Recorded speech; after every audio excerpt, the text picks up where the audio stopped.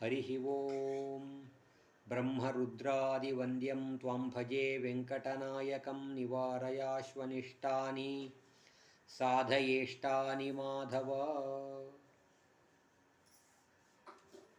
ಶ್ರೀ ಗುರುಭ್ಯೋ ನಮಃ. ಪರಮ ಪವಿತ್ರವಾಗಿರುವಂತಹ ನವರಾತ್ರಿಯ ಪರ್ವಕಾಲದಲ್ಲಿ ಭಗವಂತನ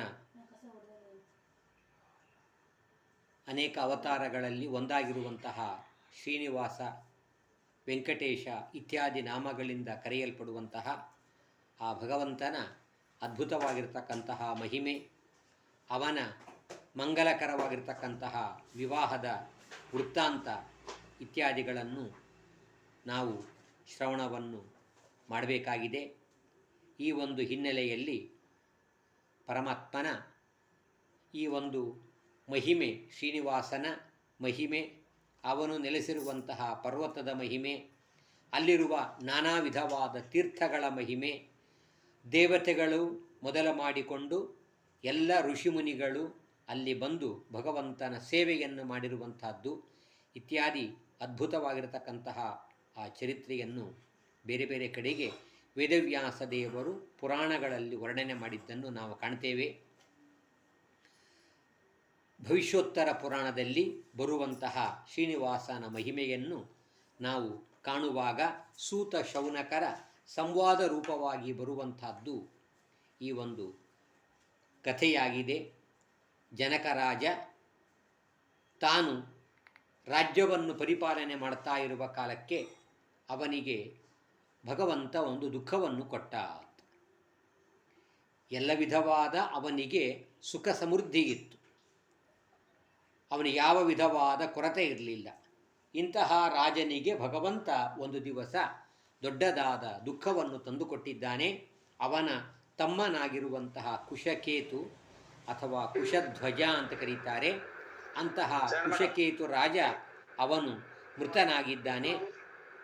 ಯಾವಾಗ ತಮ್ಮ ಮೃತನಾದ ಆ ಸಂದರ್ಭದಲ್ಲಿ ಅವನಿಗೆ ತುಂಬ ದುಃಖವಾಯಿತು. ಏನು ಮಾಡೋದು, ನನ್ನ ತಮ್ಮನೇ ಮೃತನಾದ, ಆ ತಮ್ಮನೇ ರಾಜ್ಯದ ಭಾರವನ್ನೆಲ್ಲ ಹೊತ್ತು ರಾಜ್ಯ ಪರಿಪಾಲನೆ ಮಾಡ್ತಾ ಇದ್ದ, ಇಂತಹ ರಾಜ ಮೃತನಾದ ನನ್ನ ತಮ್ಮ ಏನು ಮಾಡಬೇಕು ಅಂತ ಚಿಂತಾಕ್ರಾಂತನಾಗಿರುವ ಸಂದರ್ಭದಲ್ಲಿ ಅವನ ದುಃಖವನ್ನು ಪರಿಹಾರ ಮಾಡುವುದಕ್ಕಾಗಿ ಭಗವಂತನಿಂದ ಪ್ರೇರಿತರಾಗಿ ಶತಾನಂದ ಋಷಿಗಳು ಅಲ್ಲಿಗೆ ಪ್ರಾಪ್ತರಾಗ್ತಾ ಇದ್ದಾರೆ.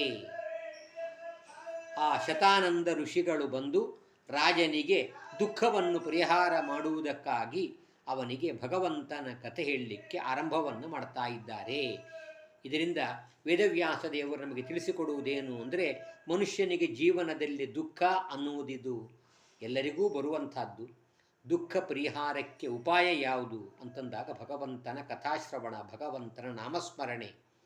ಇದನ್ನು ಮಾಡಿದಾಗ ನಮ್ಮ ದುಃಖ ಇದು ಕಡಿಮೆಯಾಗತ್ತೆ, ಭಗವಂತನ ಸ್ಮರಣೆಯಾಗತ್ತೆ ಅನ್ನುವ ಹಿನ್ನೆಲೆಯಲ್ಲಿ ಜನಕರಾಜನಿಗೆ ದುಃಖವನ್ನು ಪರಿಹಾರ ಮಾಡುವುದಕ್ಕಾಗಿ ಶತಾನಂದರು ಪ್ರಾಪ್ತರಾಗಿದ್ದಾರೆ. ಆ ಶತಾನಂದರಿಗೆ ತನ್ನ ದುಃಖವನ್ನೆಲ್ಲ ಹೇಳಿಕೊಂಡು ರಾಜ, ನಾನು ಏನು ಮಾಡಲಿ, ನನ್ನ ದುಃಖ ಪರಿಹಾರಕ್ಕೆ ಉಪಾಯವೇನು ಅಂತ ಕೇಳಿದಾಗ ಆ ಸಂದರ್ಭದಲ್ಲಿ ಅವರು ತಿಳಿಸುವಂತಹದ್ದು ಭಗವಂತನ ಮಂಗಲಕರವಾದ ವಿವಾಹದ ವೃತ್ತಾಂತ. ಯಾವ ಪರ್ವತದಲ್ಲಿ ಪರಮಾತ್ಮ ಬಂದು ತಾನು ನೆಲೆಸಿದ ಆ ಪವಿತ್ರವಾಗಿರುವಂತಹ ಪರ್ವತ, ಅದು ವೆಂಕಟೇಶನ ಒಂದು ವಾಸಸ್ಥಾನವಾಗಿರ್ತಕ್ಕಂಥದ್ದು. ವೈಕುಂಠಗಿರಿ ಅಂತ ಕರೀತಾರೆ, ವೆಂಕಟಾಚಲ ಇತ್ಯಾದಿ ನಾಮಗಳಿಂದ ಪ್ರಸಿದ್ಧವಾಗಿರುವಂತಹ ಆ ಒಂದು ಪರ್ವತವಾಗಿದೆ. ಇಂತಹ ಪರ್ವತದ ಮಹಿಮೆಯನ್ನು ಮೊದಲಿಗೆ ಹೇಳಲಿಕ್ಕೆ ಆರಂಭವನ್ನು ಮಾಡ್ತಾನೆ.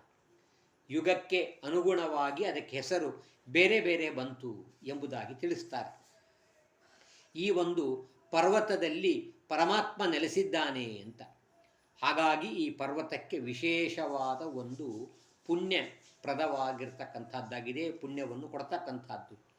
ಒಂದು ಕಡೆ ಹೇಳ್ತಾರೆ, ಉತ್ತರ ಭಾರತದಲ್ಲಿ ವಾಸ ಮಾಡುವಂತಹ ಎಲ್ಲ ಜನರು, ಋಷಿಮುನಿಗಳು ಈ ಒಂದು ಬೆಟ್ಟಕ್ಕೆ ಬಂದು ಶ್ರೀನಿವಾಸನ ದರ್ಶನವನ್ನು ಪಡೆಯಬೇಕು ಅಂತ ಅಪೇಕ್ಷೆ ಪಡ್ತಾರಂತೆ. ಬೆಟ್ಟದ ದರ್ಶನ, ಅಲ್ಲಿಯ ತೀರ್ಥಗಳಲ್ಲಿ ಸ್ನಾನವನ್ನು ಮಾಡಬೇಕು ಅಂತವರೆಲ್ಲ ಅಪೇಕ್ಷೆಯನ್ನು ಪಡುವುದನ್ನು ಕಾಣ್ತೀವಿ. ಇಂತಹ ಸಕಲ ಪಾಪ ಪರಿಹಾರಕವಾದ ಪುಣ್ಯಪ್ರದವಾಗಿರುವಂತಹ ಪರ್ವತವಾಗಿದೆ ಈ ಒಂದು ಪರ್ವತ ಎಂಬುದಾಗಿ ಹೇಳಿ, ಇನ್ನು ಮೊದಲಿಗೆ ಕೃತಯುಗದಲ್ಲಿ ಈ ಪರ್ವತಕ್ಕೆ ಹೆಸರು ವೃಷಭಾಚಲ ಎಂಬುದಾಗಿ ಕಾಣ್ತೇವೆ. ಈ ವೃಷಭಾಚಲ ಅಂತ ಹೆಸರು ಬರಲಿಕ್ಕೆ ಕಾರಣವನ್ನು ನಾವು ಕೇಳುವಾಗ ಶತಾನಂದರು ಜನಕರಾಜನಿಗೆ ನಿರೂಪಣೆಯನ್ನು ಮಾಡ್ತಾ, ವೃಷಭ ಅನ್ನುವ ಒಬ್ಬ ರಾಕ್ಷಸ, ಅವನು ಅತ್ಯಂತ ಕ್ರೂರವಾದ ಕರ್ಮವನ್ನು ಮಾಡ್ತಾ ಅವನು ಏನು ಮಾಡ್ತಾ ಇದ್ದ, ಅಲ್ಲಿರುವಂತಹ ಬೆಟ್ಟದಲ್ಲಿ ವಾಸ ಮಾಡುವಂತಹ ಎಲ್ಲ ಋಷಿ ಮುನಿಗಳಿಗೆ, ಸಜ್ಜನರಿಗೆ, ತಪಸ್ಸುಗಳಿಗೆಲ್ಲ ತುಂಬ ಪೀಡೆಯನ್ನು ಕೊಡ್ತಾ ಇದ್ದ. ದುಷ್ಟನಾಗಿರ್ತಕ್ಕಂತಹ ಆ ವೃಷಭಾಸುರ ಸಜ್ಜನರಿಗೆ ಪೀಡೆಯನ್ನು ಕೊಡ್ತಾ ಇರುವ ಸಂದರ್ಭದಲ್ಲಿ ಆಗೇನಾಯಿತು ಅಂತಂದರೆ, ಎಲ್ಲರೂ ಕೂಡ ಭಗವಂತನಿಗೆ ಪ್ರಾರ್ಥನೆ ಮಾಡಿ ಶರಣಾಗತರಾಗಿ ನಮ್ಮ ದುಃಖವನ್ನು ಪರಿಹಾರ ಮಾಡುವಂತ ಕೇಳಿಕೊಂಡಾಗ ಭಗವಂತ ಆಯಿತು ಅಂತ ಅಭಯವನ್ನು ಕೊಟ್ಟಿದ್ದಾನೆ. ಆಮೇಲೆ ಅವನ ಚರಿತ್ರೆಯನ್ನು ಹೇಳಲಿಕ್ಕೆ ಆರಂಭ ಮಾಡ್ತಾರೆ. ಅವನು ಯದ್ಯಪಿ ಅಸುರ, ಆದರೆ ಅವನು ಏನು ಮಾಡ್ತಾ ಇದ್ದ ಅಂತಂದರೆ, ಪ್ರತಿದಿನವೂ ಕೂಡ ಅವನು ಬೆಟ್ಟದಲ್ಲಿರುವ ಒಂದು ತೀರ್ಥ, ತುಂಬುರು ತೀರ್ಥ ಅಂತ ನಾವು ಕಾಣ್ತೇವೆ. ತುಂಬುರು ತೀರ್ಥ, ಈ ತುಂಬುರು ತೀರ್ಥದಲ್ಲಿ ನಿತ್ಯವೂ ಸ್ನಾನ ಮಾಡಿ ಅವನು ಪೂಜೆಯನ್ನು ಮಾಡ್ತಾ ಇದ್ದ ಅಂತ. ಅನೇಕ ತೀರ್ಥಗಳಲ್ಲಿ ತುಂಬುರು ತೀರ್ಥ ಅಂತ ಒಂದು ಪ್ರಸಿದ್ಧ, ಇವತ್ತಿಗೂ ನಾವು ಕಾಣಬಹುದು. ಅನೇಕ ಸಜ್ಜನರು, ಭಕ್ತರು ಅಲ್ಲಿಗೆ ಹೋಗಿ ಸ್ನಾನಾದಿಗಳನ್ನು ಮಾಡಿಕೊಂಡು ಬಂದದ್ದನ್ನು ನಾವು ಕಾಣ್ತೇವೆ. ಅಂತಹ ಪವಿತ್ರವಾದ ತುಂಬುರು ತೀರ್ಥ. ಆ ತುಂಬುರು ತೀರ್ಥಕ್ಕೆ ಹೆಸರು ಬರಲಿಕ್ಕೆ ಕಾರಣ ಏನು ಅಂತಂದಾಗ ಅದಕ್ಕೊಂದು ಕತೆ ಹೇಳ್ತಾರೆ. ಒಂದು ಸಲ ನಾರದ ಹಾಗೂ ತುಂಬುರು ಇಬ್ಬರೂ ಕೂಡ ಆಕಾಶ ಮಾರ್ಗದಿಂದ ಹೋಗ್ತಾ ಇದ್ದರು.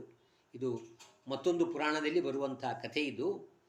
ನಾರದ ಮತ್ತು ತುಂಬುರು ಇಬ್ಬರೂ ಕೂಡ ಆಕಾಶ ಮಾರ್ಗದಿಂದ ಸಂಚಾರ ಮಾಡ್ತಾ ಹೋಗ್ತಾ ಇರುವ ಕಾಲಕ್ಕೆ ಮಾತಾಡ್ತಾ ಭಗವಂತನ ನಾಮ ಸಂಕೀರ್ತನೆ ಮಾಡ್ತಾ ಬರ್ತಾ ಇದ್ರು. ಬರುವ ಕಾಲಕ್ಕೆ ನಾರದರ ದೃಷ್ಟಿ ಅಕಸ್ಮಾತ್ತಾಗಿ ಆ ತುಂಬುರು ಋಷಿಗಳ ವೀಣೆಯ ಮೇಲೆ ಬಿತ್ತು. ಅವರ ವೀಣೆಯನ್ನು ನೋಡ್ತಾರೆ, ಅದು ಭಾರೀ ಪ್ರಕಾಶಮಯವಾಗಿತ್ತು, ತುಂಬ ಸೊಗಸಾಗಿತ್ತು, ಫಳಫಳ ಅಂತ ಹೊಳಿತಾ ಇತ್ತು. ಇಂತಹ ಒಂದು ದಿವ್ಯವಾಗಿರ್ತಕ್ಕಂತಹ ಅವರ ವೀಣೆ. ಆ ವೀಣೆ ನೋಡಿ ನಾರದರು ಸಹಜವಾಗಿ ಕೇಳ್ತಾರೆ, ಏನು ತುಂಬುರು ಋಷಿಗಳೇ, ನಿಮ್ಮ ವೀಣೆ ಇಷ್ಟು ಇವತ್ತು ಚೆನ್ನಾಗಿ ಹೊಸದಾಗಿ ಕಾಣುವಂತೆ ಕಾಣ್ತಾ ಇದೆ, ತುಂಬ ಕಾಂತಿಯುಕ್ತವಾಗಿದೆಯಲ್ಲ, ಏನು ಕಾರಣ, ಏನು ವಿಶೇಷ ಅಂತ ಕೇಳಿದರು. ಆಗ ನಾರದರಿಗೆ ಉತ್ತರ ಕೊಡ್ತಾರೆ ತುಂಬುರು ಋಷಿಗಳು, ಇಲ್ಲ, ನಾನು ಸಂಚಾರ ಮಾಡ್ತಾ ಭೂಲೋಕದಲ್ಲಿ ಪ್ರಾಚೀನ ಬರಿಹಿರಾಜನ ಸಭೆಗೆ ಹೋಗಿದ್ದೆ. ಆ ಸಭೆಯಲ್ಲಿ ನಾನು ಅವನನ್ನು ಸ್ತೋತ್ರ ಮಾಡಿದೆ, ಅವನನ್ನು ಕೊಂಡಾಡಿದೆ. ಆ ರಾಜನನ್ನು, ಅವನ ಗುಣಗಳನ್ನು ಕಂಡು, ಅವನು ಮಾಡಿದ ಸತ್ಕಾರ್ಯಗಳನ್ನು ಕಂಡು ಅವನನ್ನು ನಾನು ಹೊಗಳಿದೆ, ಸ್ತೋತ್ರ ಮಾಡಿದೆ. ಯಾವಾಗ ಅವನ ಸ್ತೋತ್ರವನ್ನು ಮಾಡಿದೆ, ಆಗ ಅವನು ಸಂತುಷ್ಟನಾಗಿ ನನಗೆ ವೀಣೆಯನ್ನು ಕೊಟ್ಟ.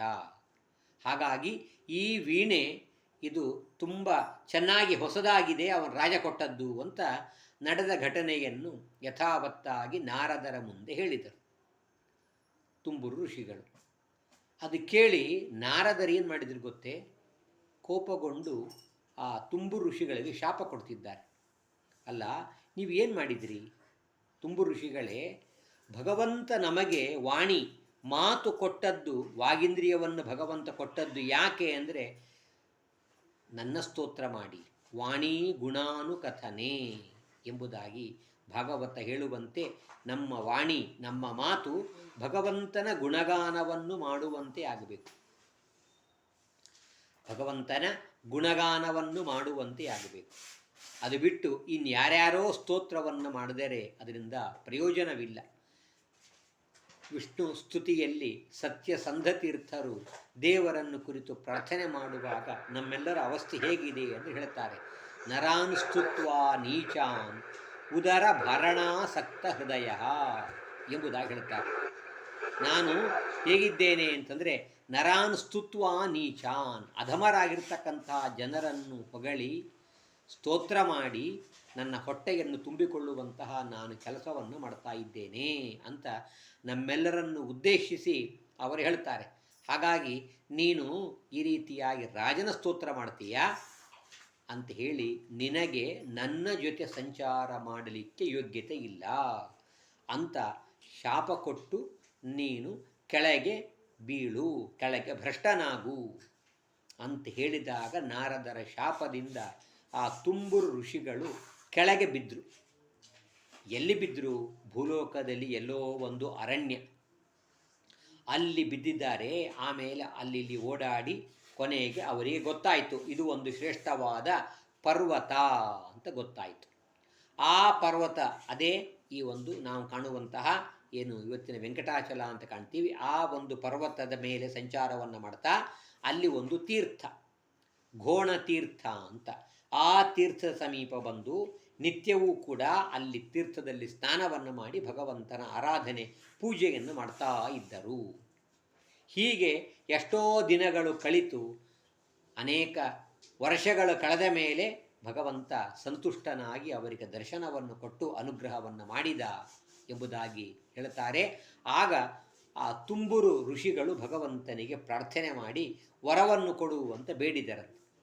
ಏನು ವರ ಬೇಕು ಅಂತಂದರೆ, ಈ ತೀರ್ಥಕ್ಕೆ ನನ್ನ ಹೆಸರು ಬರಲಿ, ಇಷ್ಟು ದಿನಗಳವರೆಗೆ ನಾನಿಲ್ಲಿದ್ದು ತಪಸ್ಸನ್ನು ಮಾಡಿದೆ ಅನ್ನುವ ಕಾರಣಕ್ಕಾಗಿ ಈ ತೀರ್ಥಕ್ಕೆ ನನ್ನ ಹೆಸರು ಬರಬೇಕು ಅಂತ ಪ್ರಾರ್ಥನೆ ಮಾಡಿ ಕೇಳಿಕೊಂಡ ಸಂದರ್ಭದಲ್ಲಿ ಭಗವಂತ ವರವನ್ನು ಕೊಟ್ಟಿದ್ದಾನೆ.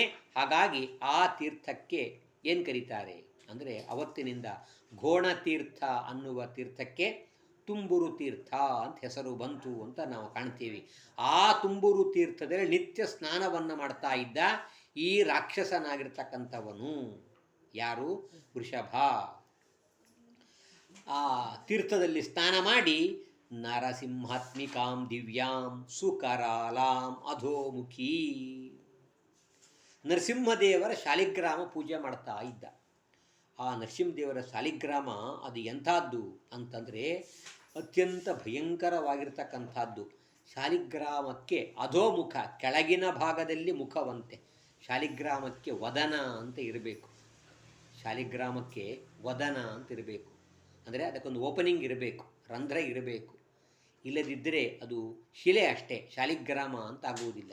ಆ ಶಿಲೆಗೆ ರಂಧ್ರವನ್ನು ನಾವು ಮಾಡುವುದಲ್ಲ, ಅದು ಸಹಜವಾಗಿ ನಮಗೆ ದೊರೆಯುವಾಗಲೇ ಇರಬೇಕು. ಬ್ರಹ್ಮದೇವರು ಕ್ರಿಮಿ ರೂಪದಲ್ಲಿ ಅಲ್ಲಿ ಶಿಲೆಯನ್ನು ಪ್ರವೇಶ ಮಾಡಿ ಅವರು ರಂಧ್ರ ಮಾಡಿ ಚಕ್ರವನ್ನು ಮಾಡ್ತಾರೆ ಅಂತ ನಾವು ಪುರಾಣಾದಿಗಳಲ್ಲಿ ಕೇಳ್ತೇವೆ. ಆ ರೀತಿಯಾಗಿ ಈ ಒಂದು ವೃಷಭ ಅಸುರ ಪೂಜೆ ಪಡುವಂತಹ ನರಸಿಂಹದೇವರ ಶಾಲಿಗ್ರಾಮಕ್ಕೆ ಕೆಳಗೆ ವದನ ಇತ್ತು. ಇಂತಹ ಶಾಲಿಗ್ರಾಮವನ್ನು ನಿತ್ಯವೂ ಅವನು ಪೂಜೆಯನ್ನೆಲ್ಲ ಮಾಡಿ, ಆಮೇಲೆ ನೋಡಿ ಇಷ್ಟೆಲ್ಲ ಸಾತ್ವಿಕವಾದ ವ್ಯಾಪಾರವನ್ನು ಮಾಡ್ತಿದ್ದ. ನರಸಿಂಹದೇವರ ಶಾಲಿಗ್ರಾಮದ ಪೂಜೆ, ಅಭಿಷೇಕ, ನೈವೇದ್ಯ ಎಲ್ಲ ಮಾಡ್ತಾ ಇದ್ದ. ಎಲ್ಲ ಮಾಡಿ ಕೊನೆಗೆ ಪೂಜೆಯನ್ನು ಮುಗಿಸುವಾಗ ಮಾತ್ರ ಆಸುರಿ ವ್ಯಾಪಾರ. ಏನು? ದೇವರಿಗೆ ಪೂಜೆಯೆಲ್ಲ ಮುಗಿದ ಮೇಲೆ ನಾವು ಪುಷ್ಪಾಂಜಲಿಯನ್ನು, ಹೂವಿನಿಂದ ದೇವರಿಗೆ ನಾವು ಅಂಜಲಿಯನ್ನು, ಪುಷ್ಪವನ್ನು ಸಮರ್ಪಣೆ ಮಾಡ್ತೀವಲ್ಲ, ಆ ರೀತಿಯಾಗಿ ಅವನು ಖಡ್ಗದಿಂದ ತನ್ನ ತಲೆಯನ್ನೇ ಕತ್ತರಿಸಿ ತನ್ನ ಶಿರಸ್ಸನ್ನೇ ಪುಷ್ಪವನ್ನಾಗಿ ದೇವರಿಗೆ ಸಮರ್ಪಣೆಯನ್ನು ಮಾಡ್ತಾ ಇದ್ದ. ಈ ಪ್ರಕಾರವಾಗಿ ನಿತ್ಯವೂ ಕೂಡ ಅವನು ಈ ವ್ಯಾಪಾರವನ್ನು ಮಾಡ್ತಾ ಇದ್ದ. ಆದರೆ ಏನಾಗ್ತಿತ್ತು ಅಂದರೆ, ಅವನು ಈ ಪ್ರಕಾರ ಸಮರ್ಪಣೆಯನ್ನು ಮಾಡಿದಾಗ ದೇವರ ದಯೆಯಿಂದ ಅವನಿಗೆ ಮತ್ತೆ ಆ ತಲೆ ಮೊದಲಿನಂತೆ ಬರ್ತಾ ಇತ್ತು. ಹೀಗೆ ಆ ಅಸುರ ಪರಮಾತ್ಮನ ಪೂಜೆಯನ್ನು ಮಾಡ್ತಾ ಎಷ್ಟೋ ದಿನಗಳವರೆಗೆ, ವರ್ಷಗಳವರೆಗೆ ಕಾಲ ಕಳಿತು. ಅನೇಕ ವರ್ಷಗಳವರೆಗೆ ಕಾಲವು ಕಳೆದಾಗ ಏನಾಯಿತು? 5,000 ವರ್ಷ ಕಳಿತಂತೆ. 5,000 ವರ್ಷ ಕಳೆದಾಗ ಭಗವಂತ ಪ್ರತ್ಯಕ್ಷನಾದ, ಶಿಲಾಂತರ್ಯಾಮಿಯಾಗಿರ್ತಕ್ಕಂಥ ಭಗವಂತ ತಾನು ಪ್ರಕಟನಾಗಿ ಅವನಿಗೆ ದರ್ಶನವನ್ನು ಕೊಟ್ಟ. ದೇವರ ದರ್ಶನವಾಯಿತು, ತುಂಬ ಸಂತೋಷವಾಯಿತು. ಅಸುರನಿಗೆ ತುಂಬ ಸಂತೋಷವಾಗಿ ದೇವರಿಗೆ ಸಾಷ್ಟಾಂಗ ಪ್ರಣಾಮವನ್ನು ಮಾಡಿ ಭಗವಂತನ ಸ್ತೋತ್ರವನ್ನೆಲ್ಲ ಮಾಡಿ ದೇವರಲ್ಲಿ ಒಂದು ವಿಚಿತ್ರವಾದ ಪ್ರಾರ್ಥನೆಯನ್ನು ಮಾಡ್ತಾ ಇದ್ದಾನೆ. ಏನು ದೇವರಲ್ಲಿ ಬೇಡಿದ? ದೇವರಲ್ಲಿ ಏನು ಪ್ರಾರ್ಥನೆ ಮಾಡಿದ ಅಂತಂದರೆ, ಸ್ವಾಮಿ ನನಗೆ ಸ್ವರ್ಗ, ಮೋಕ್ಷ, ಇನ್ನೊಂದು ಯಾವುದೋ ಪದವಿ ಏನು ಬೇಡ, ಐಶ್ವರ್ಯ, ಅಧಿಕಾರ ಯಾವುದು ಬೇಡ, ನಾನು ಬೇಡುವುದು ಒಂದೇ. ಯಾವುದು ಅಂತ ಹೇಳಿದಾಗ, ನಿನ್ನ ಜೊತೆಗೆ ನನಗೆ ಯುದ್ಧ ಮಾಡುವಂತಹ ಒಂದು ಅವಕಾಶವನ್ನು ಕೊಡು, ನನ್ನ ಜೊತೆಗೆ ಯುದ್ಧ ಮಾಡು ನೀನು ಅಂತ. ದೇವರಂದ, ಆಯ್ತಪ್ಪ, ನೀನೇನು ಬೇಡ್ತೀಯೋ ವರವನ್ನು ಕೊಡ್ತೀನಿ ಅಂತ ನಾನು ಹೇಳೀನಿ, ಆದ್ದರಿಂದ ಯುದ್ಧ ಮಾಡು ಅಂತಂದಾಗ ಮಾಡ್ತೀನಿ ಅಂತ ಭಗವಂತ ತಾನು ಪ್ರಕಟನಾಗಿದ್ದಾನೆ ಗರುಡನ ಮೇಲೆ. ಹೀಗೆ ಯುದ್ಧವನ್ನು ಆಡ್ತಾ ಏನು ಮಾಡಿದ, ದೇವರು ಮಾಡಿದಂತೆ ಎಲ್ಲವನ್ನೂ ತಾನು ಮತ್ತೊಂದು ಡೂಪ್ಲಿಕೇಟ್ ಸೃಷ್ಟಿ ಮಾಡ್ತಾ ಹೋದ. ದೇವರು ಮಾಡಿದ್ದೆಲ್ಲ ತಾನು ಮಾಡ್ತಾ ಹೋದ. ಭಗವಂತ ಯಾವಾಗ ತಾನು ಸಹಸ್ರ ಭುಜ, 1000 ಭುಜಗಳಿಂದ ಯುಕ್ತನಾಗಿ ಗರುಡನ ಮೇಲೆ ಪರಮಾತ್ಮ ಕುಳಿತುಕೊಂಡು ತಾನು ಯುದ್ಧವನ್ನಾಡ್ತಾ ಇದ್ದಾನೆ, ಆ ರಾಕ್ಷಸ ಇದನ್ನು ನೋಡಿ ತಾನೂ ಒಂದು ತನ್ನ ಆಸುರಿ ಮಾಯೆಯಿಂದ ಗರುಡನ ಸೃಷ್ಟಿ ಮಾಡಿ ಗರುಡನ ಮೇಲೆ ತಾನೂ ಕುಳಿತುಕೊಂಡು ಯುದ್ಧವನ್ನಾಡ್ತಾ ಇದ್ದಾನೆ. ಹೀಗೆ ಭಗವಂತ ಸ್ವಲ್ಪ ಹೊತ್ತಿನವರೆಗೆ ಅವನ ಜೊತೆಗೆ ಯುದ್ಧವನ್ನಾಡಿ ಆಮೇಲೆ ಪರಮಾತ್ಮ, ಆಯ್ತಪ್ಪ, ಇನ್ನು ನಿನ್ನ ತಲೆಯನ್ನು ನಾನು ಚಕ್ರದಿಂದ ಕತ್ತರಿಸ್ತೀನಿ ಎಂಬುದಾಗಿ ಭಗವಂತ ಹೇಳಿದ. ಕತ್ತರಿಸ್ತೀನಿ ಅಂತ ಹೇಳಿದಾಗ ಆಗ ವೃಷಭ ನೋಡಿ ಪರಮಾತ್ಮನ ಯುದ್ಧ ಮಾಡಬೇಕು ಅಂತ ವರ ಕೇಳಿದ್ದ. ಯುದ್ಧವಾಯಿತು. ಯುದ್ಧ ಮುಗಿಯುವ ಹೊತ್ತಿಗೆ ಮತ್ತೆ ಅವನಲ್ಲಿ ಒಳ್ಳೆಯ ವಿಚಾರ, ಒಳ್ಳೆಯ ಮನಸ್ಸು ಬಂತು. ಇದು ನೋಡ್ತಾ ಹೋದಾಗ ನಮಗೆ ಅವನಲ್ಲಿ ಒಮ್ಮೆ ಒಳ್ಳೆಯ ಮನಸ್ಸು, ಒಮ್ಮೆ ಕೆಟ್ಟ ಕಾರ್ಯ, ಒಳ್ಳೆಯ ಕಾರ್ಯ ಕೆಟ್ಟ ಎರಡನ್ನೂ ಮಾಡ್ತಾ ಹೋಗ್ತಾನವ. ಈಗಂತಾನೆ ಭಗವಂತ, ನನಗೆ ನಿನ್ನ ಚಕ್ರದಿಂದ ಮರಣವೇ, ಎಂಥ ಪುಣ್ಯವಂತ ನಾನು. ದೇವರ ಚಕ್ರದಿಂದ ಮರಣ ಹೊಂದಿದರೆ ಅದು ನಿಶ್ಚಿತವಾಗಿಯೂ ನಮಗೆ ಸದ್ಗತಿಯನ್ನು ಕೊಡುವಂಥದ್ದು. ಆದ್ದರಿಂದ ನನಗೆ ಅವಶ್ಯವಾಗಿ ನಿನ್ನ ಚಕ್ರದಿಂದ ಮರಣ ಬರಲಿ ಅಂತ ಹೇಳಿ ಆಮೇಲೆ ಬೇಡಿಕೊಳ್ತಾನೆ, ಇನ್ನು ಮೇಲೆ ಇಷ್ಟು ದಿವಸ ನಾನಿಲ್ಲಿ ತಪಸ್ಸು ಮಾಡಿದ ಕಾರಣ ಈ ಒಂದು ಪರ್ವತಕ್ಕೆ ನನ್ನ ಹೆಸರು ಬರಲಿ ಎಂಬುದಾಗಿ ಹೇಳಿ ವರವನ್ನು ಪ್ರಾರ್ಥನೆ ಮಾಡಿದ.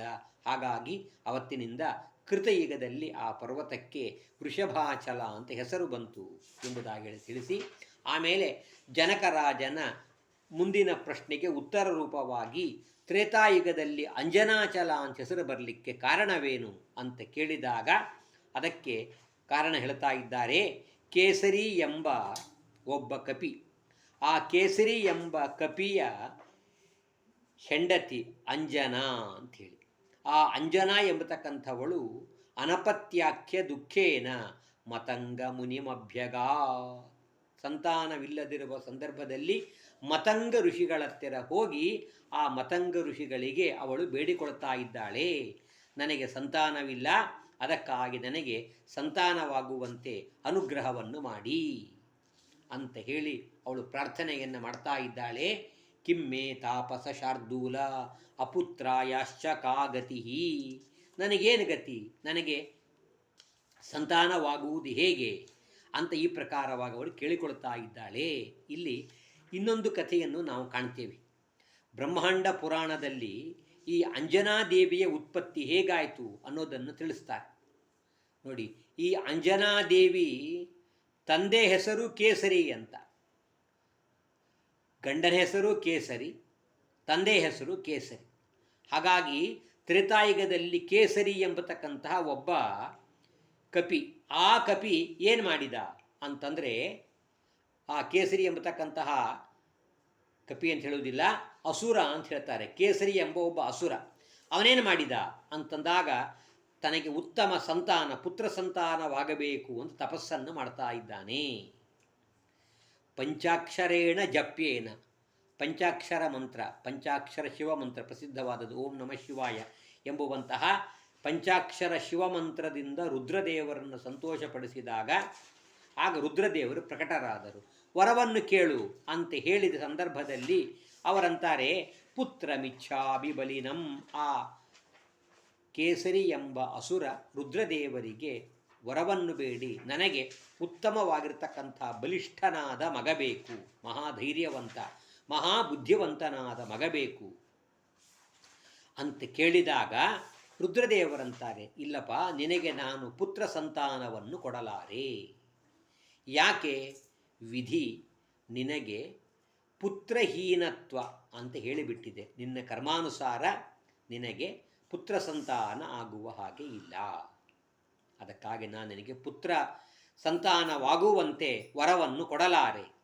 ಆದರೂ ವರವನ್ನು ಕೇಳಿದ್ದಿ, ತಪಸ್ಸು ಮಾಡಿದ್ದೀಯಲ್ಲ, ಅದಕ್ಕಾಗಿ ನಿನಗೆ ನಾನು ವರವನ್ನು ಕೊಟ್ಟು ಉತ್ತಮ ಕನ್ಯಾ, ಹೆಣ್ಣು ಸಂತಾನವಾಗತ್ತೆ. ಆ ನಿನ್ನ ಕನ್ಯೆಯಲ್ಲಿ ನಿನಗೆ ಅಭೀಷ್ಟವಾದ, ನಿನಗೆ ಇಷ್ಟವಾದ, ನೀನು ಬಯಸಿದ ಮೊಮ್ಮಗ ಹುಡ್ತಾನೆ, ನಿನ್ನ ಮಗಳಲ್ಲಿ ಮಗ ಹುಡ್ತಾನೆ ಅಂತ ರುದ್ರದೇವರು ವರವನ್ನು ಕೊಟ್ಟರು ಎಂಬುದಾಗಿ ನಾವು ಕಾಣ್ತೇವೆ.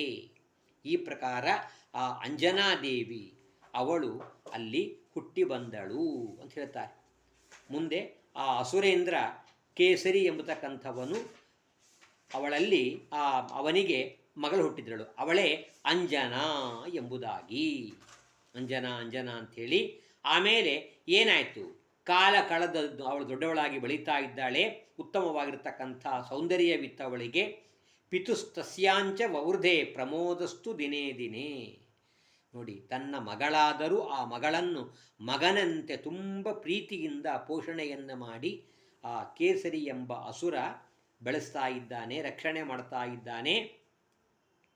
ಪ್ರಕ್ರಾಂತ ಕಂದುಕ ಕ್ರೀಡಾ ಮಾಲಿಭಿಸ್ಸಹ ಕನ್ಯಕಾಂ ವೀಕ್ಷಯಯೌ ತೃಪ್ತಿಂ ಪ್ರಹರ್ಷ ಉತ್ಫುಲ್ಲಲೋಚನ. ಆ ಮಗಳು ದೊಡ್ಡವಳಾಗಿ ತನ್ನ ಗೆಳತಿಯರಿಂದ ಹೂ ತರಬೇಕು, ಕಂದುಕ ಚೆಂಡಿನಿಂದ ಆಟವಾಡಬೇಕು ಇತ್ಯಾದಿ ಸಂದರ್ಭಗಳಲ್ಲಿ ಆ ಮಗಳನ್ನು ನೋಡಿ ಅವನಿಗೆ ತುಂಬ ಸಂತೋಷವಾಗ್ತಾ ಇತ್ತು. ಹೀಗಿರುವಾಗ ಒಂದು ಸಲ ಕೇಸರಿ ಎಂಬ ಒಬ್ಬ ಕಪಿ ಈ ಅಸುರನ ಹತ್ತಿರ ಬಂದು ನಿನ್ನ ಮಗಳನ್ನು ಕೊಟ್ಟು ಮದುವೆ ಮಾಡುವಂತೆ ಕೇಳಿದಾಗ ತುಂಬ ಸಂತೋಷದಿಂದ ತನ್ನ ಮಗಳನ್ನು ಆ ಕೇಸರಿ ಎಂಬ ಕಪಿಗೆ ಕೊಟ್ಟು ಮದುವೆಯನ್ನು ಮಾಡ್ತಾ ಇದ್ದಾನೆ ಎಂಬುದಾಗಿ ಕಾಣ್ತೀವಿ. ಹೀಗೆ ಆ ಕೇಸರಿ ಎಂಬ ಅಸುರನಲ್ಲಿ ಜನಿಸಿ ಬಂದವಳು ಈ ಅಂಜನಾ. ಇವಳಿಗೆ ಸಂತಾನವಿಲ್ಲದಿರುವ ಸಂದರ್ಭದಲ್ಲಿ ಏನಾಯಿತು, ಮದುವೆಯಾಯಿತು, ಮಕ್ಕಳಾಗಲೇ ಇಲ್ಲ. ಆಗ ತುಂಬ ಚಿಂತೆಯಾಯಿತು, ಏನು ಮಾಡಬೇಕು, ನನ್ನ ಗತಿ ಏನು? ಪುತ್ರೇಣ ಮೇ ವಿಹೀನಾಯಾಹ ಖಿನ್ನ ವಿಶ್ರಮ್ಯತೆ ಕುಲಂ. ನನಗೆ ಸಂತಾನವಾಗದಿದ್ದರೆ ನಮ್ಮ ವಂಶವೇ ನಿಂತು ಹೋಗತ್ತಲ್ಲ. ಧನ್ಯಾಹ ಖಲು ಸ್ತ್ರೀಯಸ್ತಾವೈ ಯಾಃ ಪಶ್ಯಂತಿ ಶುಚಿಸ್ಮಿತಂ ಮುಖಮಂಕೆ ಶಯಾನಾನಾಂ ಪುತ್ರಾಣಾಂ ಪುತ್ರವತ್ಸಲಾಹ. ಅವಳು ಹೇಳ್ತಾಳೆ, ಅಂಜನಾ, ಯಾರು ಸ್ತ್ರೀಯರು ತಮ್ಮ ತೊಡೆಯಲ್ಲಿ ಮಲಗಿರುವಂತಹ ಮಕ್ಕಳ ಮುಖವನ್ನು ನೋಡ್ತಾರಲ್ಲ, ಅವರೇ ನಿಜವಾಗಿ ಪುಣ್ಯವಂತರು, ಅವರು ಧನ್ಯರು ಎಂಬುದಾಗಿ ಹೇಳಿ, ಹೀಗೆ ನಾನಾ ರೀತಿಯಿಂದ ಅವಳು ದುಃಖಿತಳಾಗಿ ಮನೆಗೆ ಬಂದಂತಹ ಬ್ರಾಹ್ಮಣರನ್ನು ವಿಶೇಷವಾಗಿ ಅವಳು ಪೂಜೆಯನ್ನು ಮಾಡ್ತಾ ಅವರಿಂದ ಆಶೀರ್ವಾದವನ್ನೆಲ್ಲ ಪಡಿತಾ ಇದ್ದಾಳೆ. ಸರಿ, ಆಗ ಆ ಸಂದರ್ಭದಲ್ಲಿಯೇ ಮತಂಗ ಋಷಿಗಳಿಗೂ ಅವಳು ಕೇಳಿಕೊಂಡ್ಳು, ನನಗೆ ಸಂತಾನವಾಗಬೇಕು ಅಂತಂದರೆ ಏನು ಮಾಡಬೇಕು ಅಂತ ಕೇಳಿದರೆ ಅದಕ್ಕೆ ಹೇಳ್ತಾ ಇದ್ದಾರೆ, ನೀನು ಈ ಒಂದು ಪರ್ವತಕ್ಕೆ ಹೋಗು, ನಾರಾಯಣಗಿರಿ ಎಂಬುವಂಥದ್ದು. ಆ ನಾರಾಯಣ ಪರ್ವತ, ಅಲ್ಲಿಗೆ ನೀನು ಹೋಗಿ ಆ ಪರ್ವತದಲ್ಲಿ ಸ್ವಾಮಿ ಪುಷ್ಕರಣಿ ತೀರ್ಥ ಅಂತ ಇದೆ. ಆ ಸ್ವಾಮಿ ಪುಷ್ಕರಣಿ ತೀರ್ಥದ ಸ್ವಲ್ಪ ದೂರದಲ್ಲಿ, ಉತ್ತರ ದಿಕ್ಕಿನ ಒಂದು ಕ್ರೋಶ ಮಾತ್ರ ದೂರದಲ್ಲಿ ಆಕಾಶಗಂಗಾ ಅನ್ನುವಂಥ ಮತ್ತೊಂದು ತೀರ್ಥ. ಅಲ್ಲಿ ಹೋಗಿ ನೀನು ತಪಸ್ಸನ್ನು ಮಾಡು. ಅಲ್ಲಿ ತಪಸ್ಸನ್ನು ಮಾಡುವುದರಿಂದ ನಿನಗೆ ಉತ್ತಮವಾಗಿರ್ತಕ್ಕಂತಹ ಸಂತಾನವಾಗತ್ತೆ, ಗುಣಾಧಿಕನಾದ ಗುಣವಂತನಾದ ಮಗ ಹುಡ್ತಾನೆ ಅಂತ ಆ ಋಷಿಗಳು, ಮತಂಗ ಋಷಿಗಳು ಹೇಳಿದರು. ಸರಿ, ಇಷ್ಟು ಹೇಳಿದಾಗ ಅವಳು ಅದೇ ರೀತಿಯಾಗಿ ತಪಸ್ಸನ್ನು ಮಾಡಿ ಕೇಳ್ತಾ ಇದ್ದಾರೆ. ತಪಸ್ಸು ಮಾಡಲಿಕ್ಕೆ ಆರಂಭವನ್ನು ಮಾಡಿದ್ಲು. ಇಲ್ಲಿ ಅವಳು ತಪಸ್ಸು 12 ವರ್ಷ ಪರ್ಯಂತ ಮಾಡು ಅಂತ ಮತಂಗರು ಹೇಳಿದರು ಅಂತ. ಆದರೆ ಈ ಕಥೆ ನಾವು ಬ್ರಹ್ಮಾಂಡ ಪುರಾಣದಲ್ಲಿ ಕಾಣುವಾಗ ಅವನು ಸ್ವಲ್ಪ ವ್ಯತ್ಯಾಸವಾಗಿ ಕಾಣ್ತೇವೆ. ಮತ್ತೊಂದು ಸಂದರ್ಭದಲ್ಲಿ ನಾವು ಈ ಕಥೆಯನ್ನು ತಿಳಿಯಬಹುದು. ಕಥೆಗಳಲ್ಲಿ ವ್ಯತ್ಯಾಸ ಇದ್ದಾಗ ಕಲ್ಪಭೇದದಿಂದ ನಾವು ತಿಳ್ಕೊಳ್ಳಬೇಕು ಅಂತ ಆಚಾರ್ಯ ಕೆಲವು ಕಡೆ ಹೇಳ್ತಾರೆ. ಒಂದು ಕಲ್ಪದಲ್ಲಿ ಒಂದು ರೀತಿಯಾಗಿ, ಮತ್ತೊಂದು ಕಲ್ಪದಲ್ಲಿ ಮತ್ತೊಂದು ರೀತಿಯಾಗಿ. ಒಂದು ಪುರಾಣದಲ್ಲಿ ಹೇಳಿದಂತೆ 12 ವರ್ಷ ಪರ್ಯಂತ ತಪಸ್ಸು ಮಾಡಿದ್ದು ಒಂದು ಸಲ, ಇನ್ನೊಂದು ಬಾರಿ ಯಾರು ಅಂಜನಾ ಅಂತಾಗಿದ್ಲೋ ಅವಳು ಮತ್ತೊಂದು ರೀತಿಯಾಗಿ ತಪಸ್ಸನ್ನು ಮಾಡಿದಳು ಅಂತ. ಅಲ್ಲಿ ಆ ಕಥೆಯನ್ನು ಬ್ರಹ್ಮಾಂಡ ಪುರಾಣ ಹೇಳ್ತದೆ ನಮಗೆ. ಏನು ಅಂತಂದಾಗ, ಒಂದು ಸಲ ಇವಳಿಗೆ ಸಂತಾನವಾಗದಿರುವ ಸಂದರ್ಭದಲ್ಲಿ ಇವಳ ಮನೆಗೆ ಒಬ್ಬ ಯಾರು ಧರ್ಮದೇವತೆ ಕೊರವಂಜಿ ಬರ್ತಿದ್ದಾಳೆ. ಧರ್ಮದೇವತಾ ಬಿಭ್ರತಿ ಪುಲ್ಕಸಿ ರೂಪಂ. ಅವಳು ಪುಲ್ಕಸಿಯ ಬ್ರಾಹ್ಮಣನಿಂದ ಕ್ಷತ್ರಿಯ ಸ್ತ್ರೀಯಲ್ಲಿ ಹುಟ್ಟಿದವಳು ಪುಲ್ಕಸಿ ಅಂತ ಕರೀತಾರೆ. ಅಂತಹ ರೂಪವನ್ನು ಸ್ವೀಕಾರ ಮಾಡಿ ಅವಳು ಈ ಅಂಜನಾದೇವಿಯ ಮನೆಗೆ ಬರ್ತಾ ಇದ್ದಾಳೆ. ಅವಳಿಗೆ ಕರೆದು ಆಸನದಲ್ಲಿ ಕೂಡಿಸಿ ಬಂಗಾರದ ಮರದಲ್ಲಿ ಮುತ್ತಿನ ರಾಶಿಯನ್ನೆಲ್ಲ ತುಂಬಿ ಅವಳಿಗೆ ಆ ವಾಯನವನ್ನು ಕೊಟ್ಟು ವಾಯನದಾನವನ್ನು ಮಾಡಿ ಅವಳಿಗೆ ಕೇಳ್ತಾಳೆ, ಅಂಜನಾದೇವಿ ನೋಡು, ಸತ್ಯವಾಗಿ ಹೇಳು, ನನಗೆ ಪುತ್ರ ಸಂತಾನ ಇದೆಯೋ ಇಲ್ಲವೋ ಹೇಳು ಅಂತ ಈ ಪ್ರಕಾರ ಕೇಳಿದಾಗ ಆಗ ಆ ಧರ್ಮದೇವತೆ ಹೇಳ್ತಾಳಂತೆ, ಏನಂತ, ನೋಡು, ನೀನು ದುಃಖ ಪಡಬೇಡ, ನಿನಗೆ ಅವಶ್ಯವಾಗಿ ಉತ್ತಮ ಸಂತಾನವಾಗತ್ತೆ. ಅದಕ್ಕೆ ನೀ ಏನು ಮಾಡಬೇಕು ಅಂತಂದರೆ, ನೀನು ವೆಂಕಟಾಚಲಕ್ಕೆ ಹೋಗು, ಆ ಪರ್ವತಕ್ಕೆ ಹೋಗಿ ಅಲ್ಲಿ ನೀನು 7,000 ವತ್ಸರಾನ್ ಪುನಃ ತಪಃಕುರು, 7,000 ವರ್ಷ ಪರ್ಯಂತ ತಪಸ್ಸು ಮಾಡು, ಆಮೇಲೆ ನಿನಗೆ ಮಗನಾಗ್ತಾನೆ ಎಂಬುದಾಗಿ ಹೇಳಿ ಅಂಜನಾದೇವಿಗೆ ಆ ಪುಲ್ಕಸಿ ಧರ್ಮದೇವತೆ ಹೇಳಿದ್ದಾಳೆ. ಆ ರೀತಿಯಾಗಿ ಅವಳು ಆ ಪರ್ವತಕ್ಕೆ ಹೋಗಿ ಅಲ್ಲಿ ತಪಸ್ಸನ್ನು ಮಾಡ್ತಾ ಇದ್ದಾಳೆ. ಬೆಟ್ಟಕ್ಕೆ ಹೋಗಿ ಅಲ್ಲಿರ್ತಕ್ಕಂತಹ ಸ್ವಾಮಿ ಪುಷ್ಕರಣಿಯಲ್ಲಿ ಸ್ನಾನ ಮಾಡಿ ಅಶ್ವತ್ಥ ಮರಕ್ಕೆ ಪ್ರದಕ್ಷಿಣೆ ಹಾಕಿ ವರಾಹ ದೇವರನ್ನು ಕಂಡು ನಮಸ್ಕಾರವನ್ನು ಮಾಡಿ ಆಮೇಲೆ ಆಕಾಶಗಂಗಾ ಆ ತೀರ್ಥಕ್ಕೆ ಬಂದು ಅಲ್ಲಿ ತಪಸ್ಸು ಮಾಡಲಿಕ್ಕೆ ಆರಂಭವನ್ನು ಮಾಡ್ತಾ ಇದ್ದಾಳೆ. ಈ ಪ್ರಕಾರ ಅವಳು ಅಲ್ಲಿ ತಪಸ್ಸನ್ನು ಮಾಡ್ತಾ ದೀರ್ಘವಾದ ಕಾಲ ಕಳೀತಾ ಇದೆ. ಅಂತಹ ಸಂದರ್ಭದಲ್ಲಿ ಏನಾಯಿತು, ಇವಳ ತಪಸ್ಸು ಪರಿಪೂರ್ಣವಾಗುವ ಸಂದರ್ಭದಲ್ಲಿ ಒಂದು ದಿವಸ ವಾಯುದೇವರು ಅವಳಿಗೆ ಒಂದು ಹಣ್ಣನ್ನು ಕೊಟ್ಟಿದ್ದಾರೆ. ಅವಳ ಕರಸಂಪುಟೆ, ಅವಳ ಕೈಗಳಲ್ಲಿ ಒಂದು ಹಣ್ಣನ್ನು ಕೊಟ್ಟಿದ್ದಾರೆ. ಆ ಹಣ್ಣನ್ನು ಸ್ವೀಕಾರ ಮಾಡಿ ಅವಳು ತಾನು ಭಕ್ಷಣೆಯನ್ನು ಮಾಡಿದ್ದಾಳೆ, ಹಣ್ಣನ್ನು ತಿಂದಿದ್ದಾಳೆ. ಆ ಸಂದರ್ಭದಲ್ಲಿ ಮುಂದೇನಾಯಿತು, ಅದನ್ನು ಸ್ವೀಕರಿಸಿದ ಭಕ್ಷಣೆ ಮಾಡಿದ ಕೆಲವು ದಿನಗಳ ನಂತರ ಅವಳು ಗರ್ಭವನ್ನು ಧರಿಸಿ ಗರ್ಭಿಣಿಯಾಗಿ 10 ತಿಂಗಳ ನಂತರದಲ್ಲಿ ಮಗ ಅಲ್ಲಿ ಹುಟ್ಟಿ ಬರ್ತಾ ಇದ್ದಾನೆ. ಅಂಜನಾ ವ್ರತಮಾಸ್ತಾಯ. ಹೀಗೆ ಆ ಹುಟ್ಟಿದ ಮಗ ಅವನಿಗೆ ಅಂಜನೆಯ ಮಗನಾದ್ದರಿಂದ, ಅಂಜನಾದೇವಿಯ ಮಗನಾದ್ದರಿಂದ ಆಂಜನೇಯ ಎಂಬುದಾಗಿ ಕರೀತಾರೆ. ಆದರೆ ಆಂಜನೇಯ ಅನ್ನೋದಕ್ಕಿಂತ ಹನುಮಂತ ಅಂತ ಹೆಸರು ಬಹಳ ಪ್ರಸಿದ್ಧ. ಯಾಕೆ ಅಂತಂದರೆ ಅದಕ್ಕೆ ಕಾರಣವನ್ನು ನಾವು ಕಾಣ್ತೀವಲ್ಲ, ಯೇ ಗುಣಾನಾಮ ಜಗತ್ ಪ್ರಸಿದ್ಧಾ ಯಂ ತೇಷು ಸ್ಮ ನಿದರ್ಶಯಂತಿ ಸಾಕ್ಷಾತ್ ಮಹಾಭಾಗವತ ಪ್ರಬರ್ಹಂ ಶ್ರೀಮಂತಮೇನಂ ಹನುಮಂತ ಮಾಹು. ಲೋಕದಲ್ಲಿ ಯಾವುದು ಗುಣಗಳು ಅಂತ ಪ್ರಸಿದ್ಧಿ ಇವೆ, ಆ ಎಲ್ಲ ಗುಣಗಳು ಯಾರಲ್ಲಿ ಇದೆ? ಹನುಮಂತ ದೇವರಲ್ಲಿ ಇದೆ, ಅಂಜನೆಯ ಮಗನಲ್ಲಿ ಇದೆ. ಹಾಗಾಗಿ ಎಲ್ಲ ಗುಣಗಳಿಂದ ಜ್ಞಾನ, ವೈರಾಗ್ಯ, ಐಶ್ವರ್ಯ, ಬಲ ಮುಂತಾದ ಅನೇಕ ಗುಣಗಳಿಂದ ಯುಕ್ತರಾದ್ದರಿಂದ, ಗುಣಗಳಿಂದ ಪರಿಪೂರ್ಣರಾದ್ದರಿಂದ ಅವರಿಗೆ ಏನು ಹೆಸರು ಅಂತಂದರೆ ಹನುಮಂತ ಎಂಬುದಾಗಿ ಕರೀತಾರೆ. ಈ ಪ್ರಕಾರ ಆ ಹನುಮಂತ ದೇವರ ಒಂದು ಅಲ್ಲಿ ಉತ್ಪತ್ತಿಯಾಯಿತು ಎಂಬುದಾಗಿ ನಾವು ಕಾಣ್ತೀವಿ. ಇದರ ಮುಂದಿನ ಸ್ವಲ್ಪ ಕಥೆಯನ್ನು ನಾವು ಪುರಾಣದಲ್ಲಿ ಬರುವಂಥದ್ದನ್ನು ಇಲ್ಲಿ ನೋಡ್ತೇವೆ. ವಾಲ್ಮೀಕಿ ರಾಮಾಯಣದ ಉತ್ತರಕಾಂಡದಲ್ಲೂ ಈ ಕಥೆಯನ್ನು ನಾವು ಕಾಣ್ತೇವೆ. ಹನುಮಂತ ಅವತಾರವನ್ನು ಮಾಡಿದ್ದಾನೆ, ವಾಯುದೇವರ ಅವತಾರವನ್ನು ಮಾಡಿದ್ದಾರೆ. ಅವತರಿಸಿ ನೋಡಿ, ಇಲ್ಲೂ ಒಂದು ಮಾತು ಹೇಳ್ತಾರೆ, ನಾವೆಲ್ಲ ಹನುಮತ್ ಜಯಂತಿಯನ್ನು ಆಚರಣೆ ಮಾಡುವುದು ಯಾವಾಗ? ಚೈತ್ರ ಮಾಸದ ಹುಣ್ಣಿಮೆ ಹನುಮತ್ ಜಯಂತಿ ಅಂತ. ರಾಮನವಮಿ ಆಗಿ ಮುಂದೊಂದು 5-6 ದಿನಕ್ಕೆ ಹನುಮತ್ ಜಯಂತಿ ಅಂತ. ಆದರೆ ಪುರಾಣದಲ್ಲಿ ಹೇಳ್ತಾರೆ, ಬ್ರಹ್ಮಾಂಡ ಪುರಾಣ ಹೇಳುತ್ತೆ, ಶ್ರಾವಣೇ ಮಾಸಿ ನಕ್ಷತ್ರೇ ಶ್ರವಣೇ ಹರಿವಾಸರೇ. ಶ್ರಾವಣ ಮಾಸದಲ್ಲಿ ಶ್ರವಣ ನಕ್ಷತ್ರ ಇದ್ದಾಗ ಹರಿವಾಸರೇ ಏಕಾದಶಿ ಎಂದು ಹನುಮಂತ ಅವತಾರ ಮಾಡಿದ ಎಂಬುದಾಗಿ. ಇದು ಮತ್ತೊಂದು ನಾವು ಪುರಾಣಾನುಸಾರ ಕಲ್ಪಭೇದದಿಂದ ತಿಳ್ಕೊಳ್ಬೇಕು ಅಂತ ಹೇಳ್ತಾರೆ. ಹೀಗೆ ಆ ಹನುಮಂತನ ಅವತಾರವಾಯಿತು ಅಂತ ಹೇಳ್ತಾರೆ. ಹನುಮಂತ ಹೇಗಿದ್ದ ಅವತರಿಸಿದಾಗ? ಅತ್ಯದ್ಭುತವಾಗಿರ್ತಕ್ಕಂಥ ಕಿವಿಯಲ್ಲಿ ಕುಂಡಲಗಳಿವೆ, ಯಜ್ಞೋಪವೀತವನ್ನು ಧಾರಣೆ ಮಾಡಿದ್ದಾನೆ, ಭಾರಿ ತೇಜಸ್ವಿ, ಕೌಪೀನವನ್ನು ಹಾಕ್ಕೊಂಡಿದ್ದಾನೆ, ವಾನರರಂತೆ ರೂಪ, ದೊಡ್ಡ ಕಪಿಯಂತೆ ರೂಪವಿದೆ, ರಕ್ತಾಸ್ಯ ಪುಚ್ಛ ಮೂಲಂತು. ನೋಡ್ರಿ, ಹನುಮಂತನ ಮುಖ ಇದು ಕೆಂಪು, ಯಾಕೆ ಹುಟ್ಟುವಾಗಲೇ ಹಾಗೆ ಇದ್ದ ಅಂತ ಹೇಳ್ತಾರೆ. ಕೆಂಪಾದ ಮುಖ, ಬಾಲದ ತುದಿಯೂ ಕೆಂಪು, ದೇಹದ ಬಣ್ಣವೆಲ್ಲ ಬಂಗಾರದ ಬಣ್ಣ.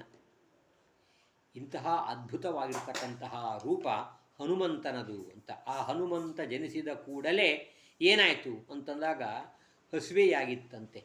ಹಸಿದವನಂತೆ ಹನುಮಂತ ನಟನೆ ಮಾಡ್ತಾ ಇದ್ದಾನೆ. ಹನುಮಂತ ದೇವರಿಗೆ ಹಸಿವೆಯ ಪೀಡೆ ಇಲ್ಲ. ಮಧ್ವಾಚಾರ್ಯ ಚರಿತ್ರೆಯಲ್ಲಿ ಕೇಳ್ತೀವಲ್ಲ, ತಮ್ಮ ಗುರುಗಳು ಅಚ್ಯುತ ಪ್ರೇಕ್ಷರಿಂದ ಸಂಚಾರ ಮಾಡ್ತಾ ಹೋಗುವಾಗ ಒಂದು ಕಡೆಗೆ ಅವರು ಏನು ಕಾಣ್ತಾರೆ ಅಂತಂದರೆ, ಭಿಕ್ಷೆಯೆಲ್ಲ ಮುಗಿದ ಮೇಲೆ ಮುಗಿಯುವ ಹೊತ್ತಿಗೆ ಇವರನ್ನು ಪರೀಕ್ಷೆ ಮಾಡುವುದಕ್ಕಾಗಿ 200 ಬಾಳೆಹಣ್ಣುಗಳನ್ನು, ದೊಡ್ಡ ಪ್ರಮಾಣದ ಬಾಳೆಹಣ್ಣು ಕೊಟ್ಟಾಗ ಅದೆಲ್ಲವನ್ನೂ ತಿಂದರು ಮಧ್ವಾಚಾರ್ಯರು. ಆದರೆ ಎಲ್ಲ ತಿಂದು ಜೀರ್ಣ ಮಾಡಿಕೊಂಡದ್ದಷ್ಟೇ ಅಲ್ಲ, ಅವರ ಹೊಟ್ಟೆ ಅದು ಮುಂದೆ ಬರಲೇ ಇಲ್ಲ, ದೊಡ್ಡದಾಗಲೇ ಇಲ್ಲ, ಎಷ್ಟಿತ್ತೋ ಅಷ್ಟೇ ಇತ್ತು ಅಂತ. ಇದನ್ನು ನೋಡಿ ಆಶ್ಚರ್ಯಚಕಿತರಾದ ಗುರುಗಳು ಅಚ್ಯುತ ಪ್ರೇಕ್ಷಾಚಾರ್ಯ ಕೇಳ್ತಾರೆ, ನಿಮ್ಮ ಈ ಉದರ ತನೂದರೇ ನಾಸ್ತಿ ಗರಿಷ್ಠತಾ ಕಥಂ, ನಿಮ್ಮ ಹೊಟ್ಟೆ ಇದು ಮೊದಲಿನಂತೆ ಚಿಕ್ಕದಾಗಿದೆಯಲ್ಲ, ಇದು ಹೇಗೆ ಇತ್ಯಾದಿಯಾಗಿ ಪ್ರಶ್ನೆಯನ್ನು ಮಾಡಿದಾಗ ಅಲ್ಲಿ ಹೇಳುವಂಥ ಒಂದು ಮಾತು ಮಧ್ವಾಚಾರ್ಯರು, ಅಂಗುಷ್ಠ ಮಾತ್ರಂ ಜಠರೇ ಪ್ರತಿಷ್ಠಿತಂ ಎಂಬುದಾಗಿ ಹೇಳ್ತಾರೆ. ನನ್ನ ಉದರದಲ್ಲಿ ಅಂಗುಷ್ಠ, ಹೆಬ್ಬೆರಳಿನ ಪ್ರಮಾಣದಷ್ಟು ಅಗ್ನಿ ಇದೆ, ಜಠರಾಗ್ನಿ ಇದೆ. ಆ ಅಗ್ನಿಗೆ ವೃಕ ಅಂತ ಹೆಸರು. ಆ ವೃಕ ಎಂಬ ಹೆಸರಿನ ಅಗ್ನಿ ನನ್ನ ಉದರದಲ್ಲಿ, ಹೊಟ್ಟೆಯಲ್ಲಿ ಇರುವುದರಿಂದ ಹನುಮಂತದಿರು ಭೀಮಸೇನ ದೇವರಿಗೆ ವೃಕೋದರ ಅಂತ ಹೆಸರು. ಈ ಏನು ಅಂಗುಷ್ಠ ಪ್ರಮಾಣದ ಅಗ್ನಿ ನನ್ನ ಉದರದಲ್ಲಿ ಇದೆ, ಅದು ಎಂಥದ್ದು? ವಿಶ್ವದಹಂಚ ನಿತ್ಯಂ ಹಿತಂ ವಿಶ್ವದಹಂಚ ವಿತ್ತತಂ, ಇಡೀ ಜಗತ್ತನ್ನೇ ಸುಡುವ ಸಾಮರ್ಥ್ಯ ಅದಕ್ಕೆ ಇದೆ, ಆ ಜಠರಾಗ್ನಿಗೆ.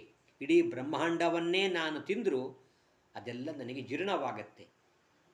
ಸರಿ, ಹಾಗಾದರೆ ಇಷ್ಟು ದೊಡ್ಡದಾದ ಅಂಗುಷ್ಠ ಪ್ರಮಾಣದಷ್ಟು ಜಠರಾಗ್ನಿ ಇದ್ದಾಗ ಮತ್ತು ಅದಕ್ಕೆ ಆಹಾರ ಕೊಡದೇ ಇದ್ದರೆ ತುಂಬ ನಿಮಗೆ ಪೀಡೆಯಾಗತ್ತಾ, ತೊಂದರೆಯಾಗತ್ತಾ ಅಂದರೆ ಆಗುವುದಿಲ್ಲ.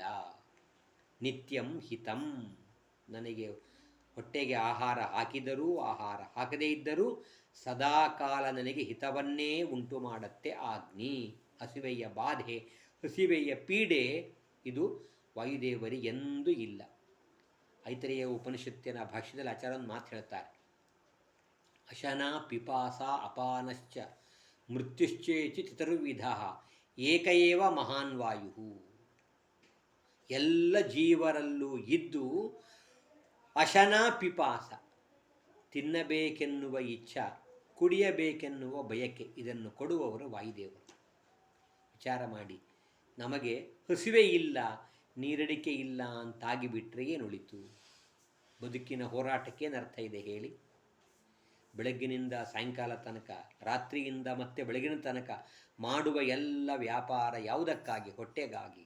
ತಾವು ಹೇಳ್ತಾರಲ್ಲ, ಹೊಟ್ಟೆಗಾಗಿ ಗೇಣು ಬಟ್ಟೆಗಾಗಿ ಅಂತ.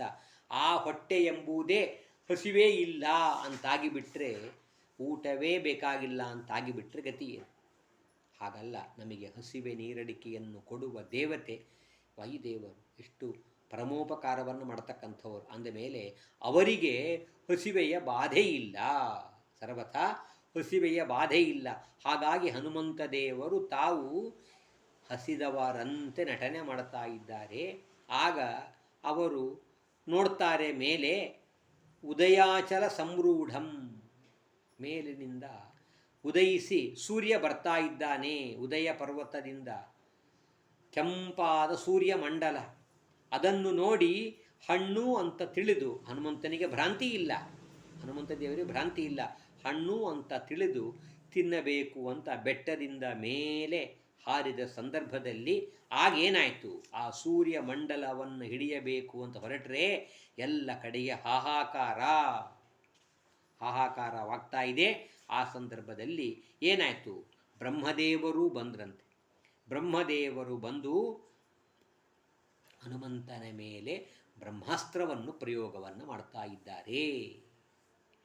ಆ ಬ್ರಹ್ಮಾಸ್ತ್ರವನ್ನು ಬ್ರಹ್ಮದೇವರು ಯಾವಾಗ ಪ್ರಯೋಗವನ್ನು ಮಾಡಿದರೋ ಆ ಬ್ರಹ್ಮಾಸ್ತ್ರವನ್ನು ತಮ್ಮ ಬಾಲದಿಂದ ಹನುಮಂತ ದೇವರದನ್ನು ಸರಿಸಿ ದೂರ ಮಾಡಿ ಅವರು ಏನಾದರೂ ಅವರಿಗೇನು ವಾಸ್ತವಿಕವಾಗಿ ಪೀಡೆಯಾಗಲಿಲ್ಲ, ಏನೂ ಪೀಡೆ ಆಗಲಿಲ್ಲ. ಆದರೂ ಕೂಡ ನಿರ್ವಿಣ್ಣರಾಗಿ ಭೂಮೌ ಪಪಾತ ನೆಲದ ಮೇಲೆ ಬಿದ್ದುಬಿಟ್ರು. ಆಗ ದೇವತೆಗಳೆಲ್ಲ ನೋಡಿ ಆಶ್ಚರ್ಯ ಪಡ್ತಾರೆ. ಹುಟ್ಟಿದ ಬಾಲಕನಾಗಿರುವ ಇಷ್ಟು ಸಾಮರ್ಥ್ಯವಿದ್ದರೆ ಮುಂದೇನಾಗಲಿಕ್ಕಿಲ್ಲ ಅಂತ. ಆಮೇಲೆ ಮುಂದೆ ಬ್ರಹ್ಮದೇವರೆಲ್ಲರೂ ಬರ್ತಾರೆ, ವರ ಕೊಟ್ಟು ಹನುಮಂತನಿಗೆ ಅನುಗ್ರಹವನ್ನು ಮಾಡ್ತಾರೆ ಅಂತ ಕಾಣ್ತೀವಿ. ಹೀಗೆ ಈ ಹನುಮಂತ ಅರ್ಥಾತ್ ವಾಯುದೇವರು ಹನುಮಂತನಾಗಿ ಜನಿಸಿದ್ದು ಇದೇ ಪರ್ವತದಲ್ಲಿ. ಹಾಗಾಗಿ ಆ ಅಂಜನ ತಪಸ್ಸು ಮಾಡಿ ವರವನ್ನು ಪಡೆದ ಕಾರಣ ಈ ಪರ್ವತಕ್ಕೆ ಅಂಜನಾಚಲ ಅಂತ ಹೆಸರು ಬಂತು ಎಂಬುದಾಗಿ ನಾವು ಕಾಣ್ತೇವೆ. ಇನ್ನು ಮೂರನೆಯದಾಗಿರ್ತಕ್ಕಂತಹ ದ್ವಾಪರ ಯುಗದಲ್ಲಿ ಈ ಪರ್ವತಕ್ಕೆ ಶೇಷಾಚಲ ಅಂತ ಹೆಸರು ಬಂತು ಅಂತ. ಯಾಕೆ ಅಂತ ಹೇಳಿದಾಗ ಅದಕ್ಕೆ ಕಥೆಯನ್ನು ಹೇಳ್ತಾರೆ. ವಾಯುದೇವರು ಒಂದು ಸಲ ಪರಮಾತ್ಮನನ್ನು ಕಾಣಬೇಕು ಅಂತ ವೈಕುಂಠಕ್ಕೆ ಬಂದರು. ಆ ವೈಕುಂಠಕ್ಕೆ ವಾಯುದೇವರು ಬಂದಾಗ ಅಲ್ಲಿ ಒಂದು ಸಂದರ್ಭದಲ್ಲಿ ಪರಮಾತ್ಮ ಶೇಷದೇವರಿಗೆ ನೀವು ದ್ವಾರಪಾಲಕರಾಗಿ ಕೆಲಸವನ್ನು ಮಾಡಿ ಬಾಗಿಲನ್ನು ಕಾಯ್ತಾ ಇರ್ರಿ ಅಂತ ಶೇಷದೇವರಿಗೆ ಭಗವಂತ ಆಜ್ಞೆ ಮಾಡಿದ್ದ. ಆ ಶೇಷದೇವರಿಗೆ ಆಜ್ಞೆಯನ್ನು ಮಾಡಿದಾಗ ಶೇಷದೇವರು ಕಾಯ್ತಾ ಇದ್ದರು. ಆ ಸಂದರ್ಭದಲ್ಲಿ ಸರಿಯಾಗಿ ಭಗವಂತನ ದರ್ಶನಕ್ಕಾಗಿ ವಾಯುದೇವರು ಬರ್ತಾ ಇದ್ದಾರೆ. ವಾಯುದೇವರು ಬಂದಾಗ ವಾಯುದೇವರನ್ನು ಒಳಗೆ ಬಿಡಲಿಲ್ಲ. ಶೇಷದೇವರು ಒಳಗಡೆಗೆ ಅವರನ್ನು ಬಿಡ್ತಾ ಇಲ್ಲ. ಯಾವಾಗ ಒಳಗೆ ಬಿಡಲಿಲ್ಲವೋ ಆಗ ಇಬ್ಬರಲ್ಲೂ ಕೂಡ ವಾದ ವಿವಾದವಾಯಿತು. ವಾಯುದೇವರಿಗೂ ಶೇಷದೇವರಿಗೂ ವಾದವಾಯಿತು. ಈ ಕಥೆ ನಾವು ಬ್ರಹ್ಮಪುರಾಣದಲ್ಲೂ ಕಾಣ್ತೇವೆ. ನೋಡಿ, ಬೇರೆ ಬೇರೆ ಪುರಾಣಗಳಲ್ಲಿ ಕಥೆಯನ್ನು ಕಾಣುವಾಗ ಸ್ವಲ್ಪ ವ್ಯತ್ಯಾಸವಾಗಿ ಕಾಣ್ತೀವಿ. ಆ ವಾದ ವಿವಾದ ನಡೀತಾ ಇರುವ ಕಾಲಕ್ಕೆ ಏನಾಯಿತು, ನಾನು ಭಗವಂತನಿಗೆ ತುಂಬ ಬೇಕಾದವನು ಒಳಗೆ ಬಿಡುವುದಿಲ್ಲ ಇತ್ಯಾದಿಯಾಗಿ ಶೇಷದೇವರಂತಂದಾಗ ವಾಯುದೇವರಂತಾರೆ, ಇಲ್ಲಪ್ಪ ಹಾಗೆಲ್ಲ ಮಾಡಬೇಡ, ಬಿಡಾಲಂತ ಸ್ಥಿತೋ ವಾಪಿ ಬಹಿಷ್ಠೇವ ಸಮೋನಹಿ. ಒಂದು ದೃಷ್ಟಾಂತವನ್ನು ಕೊಡ್ತಾರೆ ವಾಯುದೇವರು. ನೀನು ಯಾವಾಗಲೂ ಭಗವಂತನ ಹತ್ತಿರದಲ್ಲಿ ಇರಬಹುದು, ನಿನ್ನ ಮೇಲೆ ದೇವರು ಮಲಗಬಹುದು. ಆದ್ದರಿಂದ ದೇವರಿಗೆ ಶೇಷಶಯನ ಅಂತ ಕರೀತಾರಲ್ಲ, ಶೇಷ ದೇವರೇ ಭಗವಂತನಿಗೆ ಹಾಸಿಗೆ ಅಂತ ಎಲ್ಲ ಇರಬಹುದು. ಅಂದ ಮಾತ್ರಕ್ಕೆ ನೀನು ಭಗವಂತನಿಗೆ ಪ್ರಿಯ ಅಂತ ತಿಳಿಯಬೇಡ. ಯಾಕೆ ಅಂತಂದರೆ ಮನೆಯ ಒಳಗೆಲ್ಲ ಕಡೆ ಓಡಾಡ್ತಾ ಇರ್ತದೆ ಬೆಕ್ಕು. ರಾಜನ ಮನೆಯಲ್ಲಿ ಆಚೆ ಈಚೆ ಓಡಾಡ್ತಾ ಇರ್ತದೆ ಬೆಕ್ಕು. ಎಲ್ಲೋ ಹೊರಗಡೆಗೆ ತನ್ನ ಒಂದು ಮನೆಯಲ್ಲಿ ಇರ್ತದೆ ಆನೆ. ಹಾಗಾದರೆ ಮನೆಯ ಒಳಗೆ ರಾಜನ ಹತ್ತಿರ ರಾಜನ ಮನೆಯಲ್ಲಿ ಓಡಾಡ್ತಾ ಇರುವಂಥ ಬೆಕ್ಕಿಗೆ ಗೌರವ ಜಾಸ್ತಿಯೋ, ಹೊರಗೆ ಇರುವ ತನ್ನ ಶಾಲೆಯಲ್ಲಿರ್ತಕ್ಕಂಥ ಗಜಶಾಲೆಯಲ್ಲಿರ್ತಕ್ಕಂಥ ಗಜಕ್ಕೆ, ಆ ಗಜೇಂದ್ರಕ್ಕೆ ಮರ್ಯಾದೆ ಗೌರವ ಜಾಸ್ತಿಯೋ ಹೇಳು? ಎಂದಾದರೂ ರಾಜ ಹೊರಗೆ ಹೋಗಬೇಕು ಅಂತಂದರೆ ಬೆಕ್ಕಿನ ಮೇಲೆ ಕೂತು ಹೋಗ್ತಾನೋ, ಆನೆ ಮೇಲೆ ಕೂತು ಹೋಗ್ತಾನೋ? ವಿಚಾರ ಮಾಡು. ಅಂತ ಹೀಗೆಲ್ಲ ವಾಯುದೇವರು ಮಾತಾಡ್ತಾ ಇರುವ ಕಾಲಕ್ಕೆ, ಇಬ್ಬರಲ್ಲೂ ಆ ವಾದ ನಡೀತಾ ಇರುವ ಕಾಲಕ್ಕೆ ಅಷ್ಟೊತ್ತಿಗೆ ಅಲ್ಲಿ ಪರಮಾತ್ಮ ಬಂದ. ಪರಮಾತ್ಮ ಬಂದು ಒಂದು ಮಾತು ಹೇಳ್ತಾನೆ.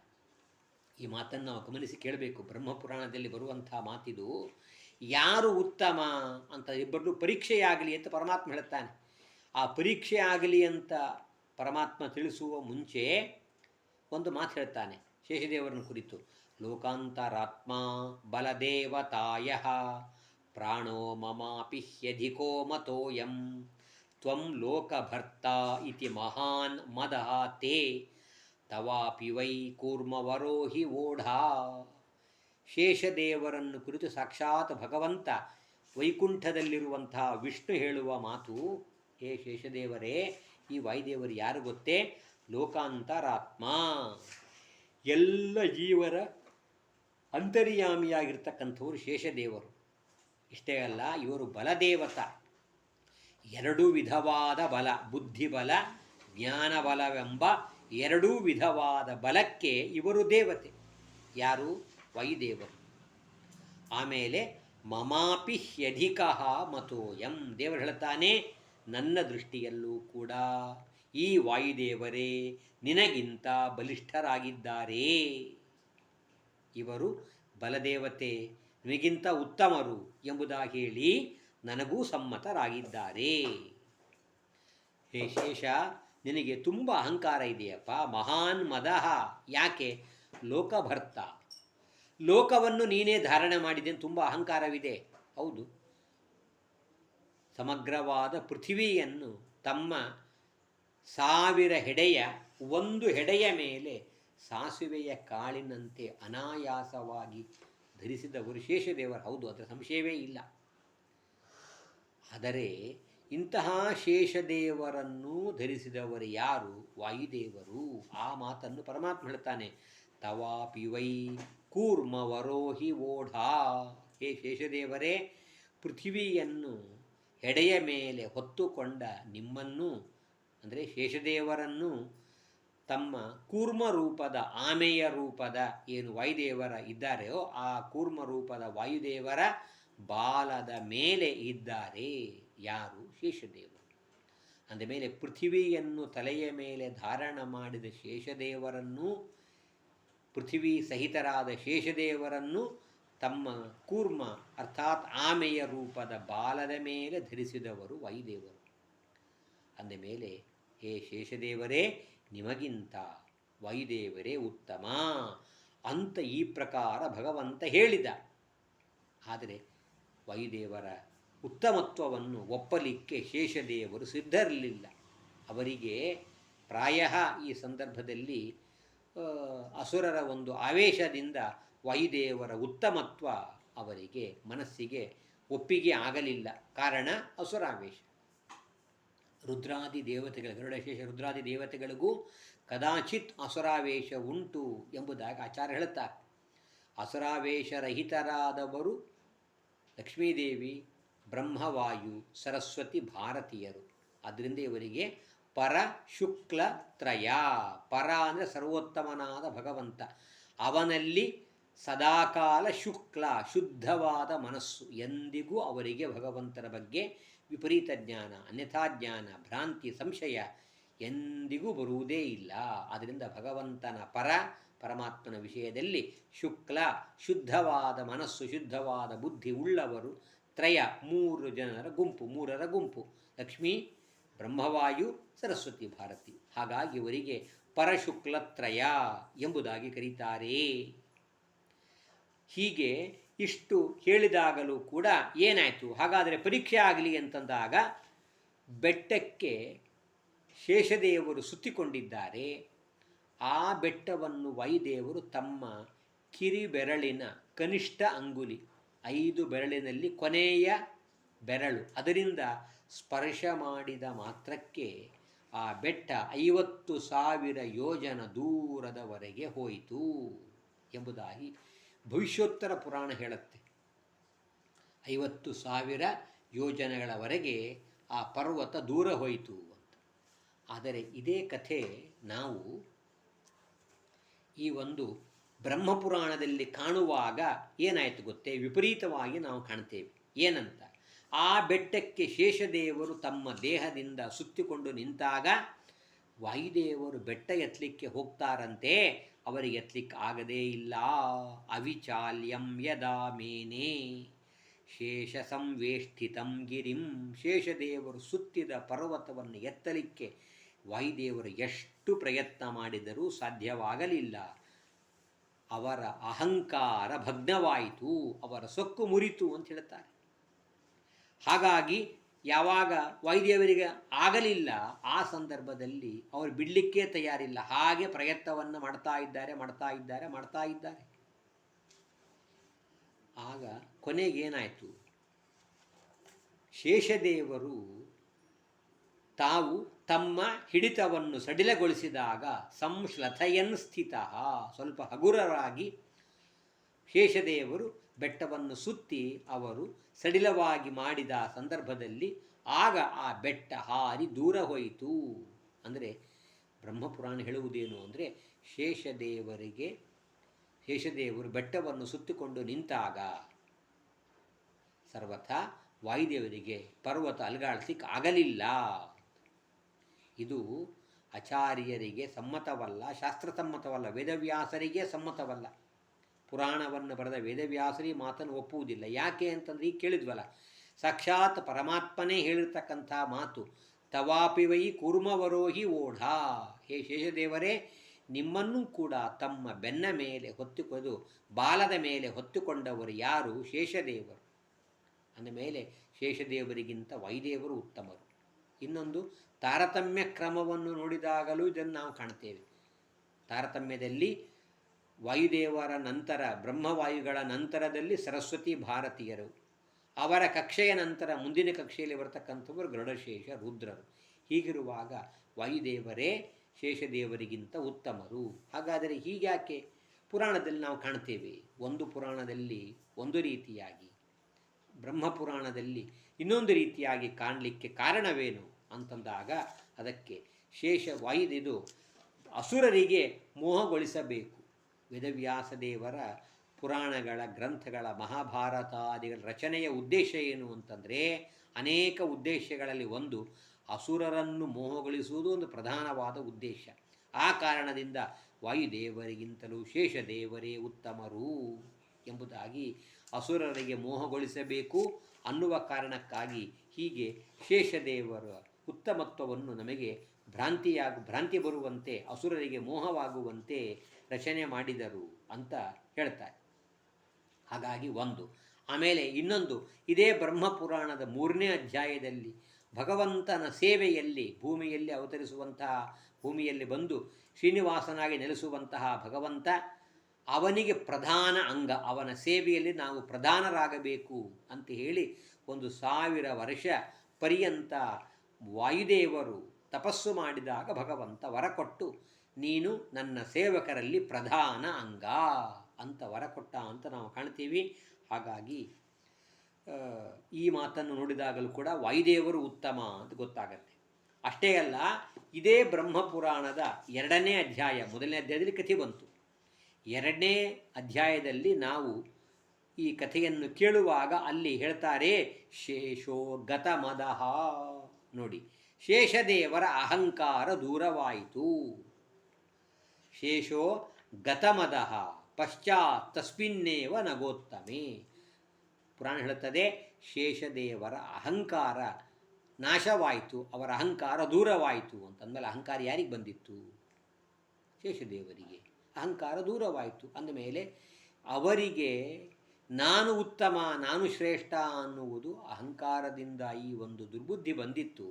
ಆ ದುರ್ಬುದ್ಧಿ ಅಸರಾವೇಶ ದೂರವಾದಾಗ ಆ ದುರ್ಬುದ್ಧಿಯೂ ದೂರವಾಯಿತು, ದುರ್ಬುದ್ಧಿ ಹೊರಟೋಯಿತು ಅಂತ. ಹೀಗೆ ಇವೆಲ್ಲ ಕಾರಣಗಳನ್ನು ನಾವು ನೋಡಿದಾಗ ನಮಗೆ ಏನು ಗೊತ್ತಾಗತ್ತೆ ಅಂದರೆ, ಶೇಷದೇವರಿಗಿಂತಲೂ ವಾಯುದೇವರು ಉತ್ತಮರು ಎಂಬುದಾಗಿ ನಾವು ಕಾಣ್ತೀವಿ. ಹೀಗಾಗಿ ಆ ಶೇಷವಾಯುಗಳ ಒಂದು ಸಂವಾದದಿಂದ ನಾವು ಈ ಒಂದು ಪರ್ವತಕ್ಕೆ ಶೇಷಾಚಲ ಅಂತ ಹೆಸರು ಬಂತು ಎಂಬುದಾಗಿ ತಿಳಿಸ್ತಾರೆ. ಇದು ದ್ವಾಪರದಲ್ಲಿ.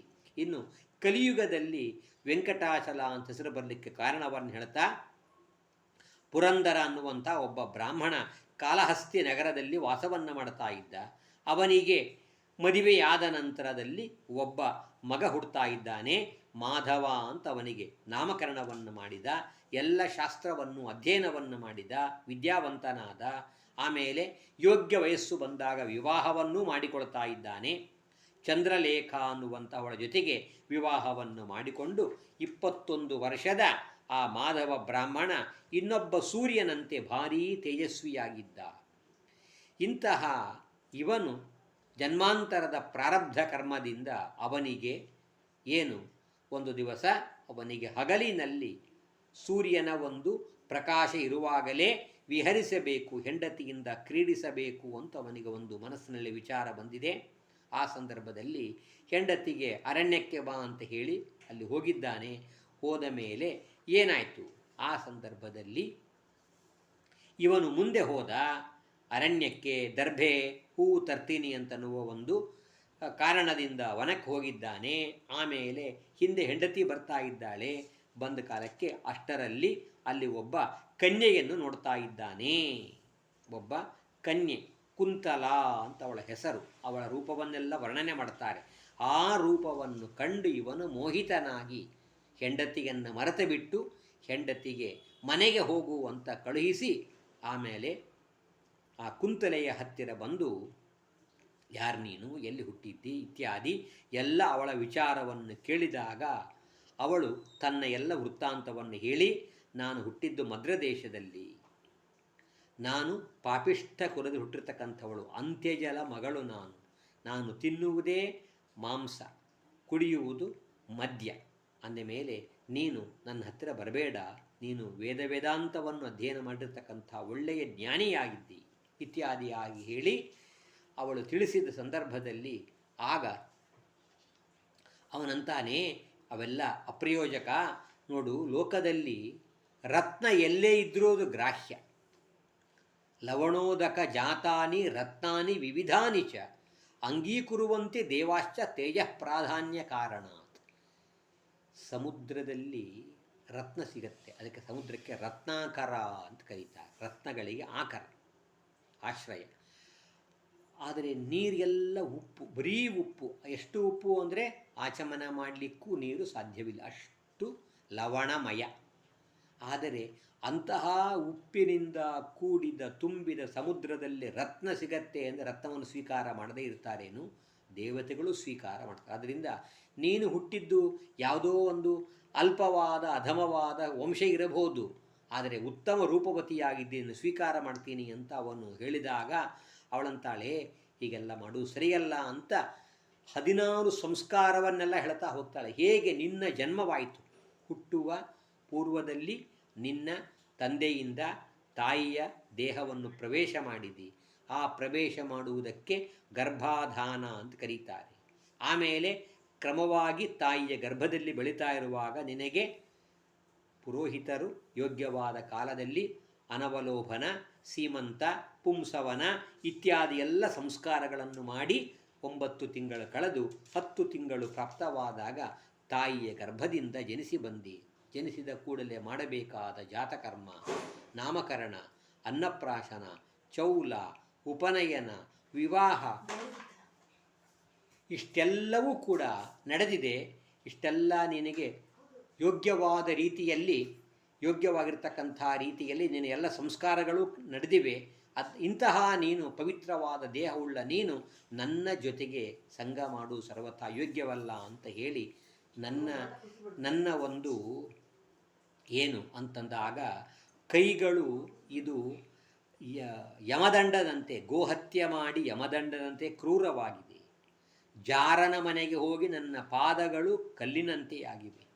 ಕೇಳಬಾರದ ನಿಂದಿತವಾದ ಕಥೆಗಳನ್ನು ಕೇಳಿ ನನ್ನ ಕಿವಿಗಳು ಶಿಥಿಲವಾಗಿ ಹೋಗಿವೆ ಅಂತೆಲ್ಲ ಹೇಳಿ ನನ್ನ ಸಂಘವನ್ನು ಸರ್ವಥಾ ಮಾಡಬೇಡ ಅಂತ.